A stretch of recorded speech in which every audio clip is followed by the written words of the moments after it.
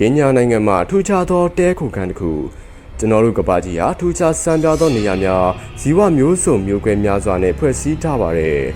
ထို့သောထူးခြားသောအရာများမှာတချို့သောနေရာများမှာတဘာဝအတိုင်းမဟုတ်ပဲလူတို့ပြုလုပ်ထားတဲ့အစာအုပ်တချို့ဟာလည်းထူးခြားတဲ့နေရာများအဖြစ်မှာတစ်ခုပါဝင်လျက်ရှိပါတယ်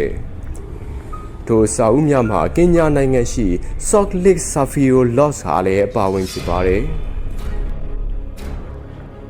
Salt Lake Safari Lodge ဟာတော်ရိုင်းတိရစ္ဆာန်ဝါသနာဦးများအတွက်စိတ်လှရှားဖွယ်ရာနေရာတစ်ခုဖြစ်တဲ့ Salt Lake Safari Lodge ဟာကမ္ဘာပေါ်ရှိတဲခိုခန်းများမှာထူးခြားတဲ့တဲခိုခန်းတစ်ခုဖြစ်ပါတယ်။အဆိုပါတဲခိုခန်းဟာတိုင်လာဟဲလ်တောင်ကြီးရှိပုဂ္ဂလိကတော်ရိုင်းတိရစ္ဆာန်ထိန်းသိမ်းရေးဌာနတစ်ခုဖြစ်တဲ့တိုင်လာဟဲလ်ဘေးမဲ့တော်တွင်မှာတည်ရှိပါတယ်။ထူးခြားတဲ့ဒီတဲခိုခန်းကြီးရဲ့ပတ်ဝန်းကျင်မှာရေကန်တစ်ခုနဲ့လှပထူးခြားသောပတ်ဝန်းကျင်တစ်ခုကိုပိုင်ဆိုင်ထားပြီးခရီးသည်များကိုလည်းအထူးဆွဲဆောင်လျက်ရှိပါတယ်။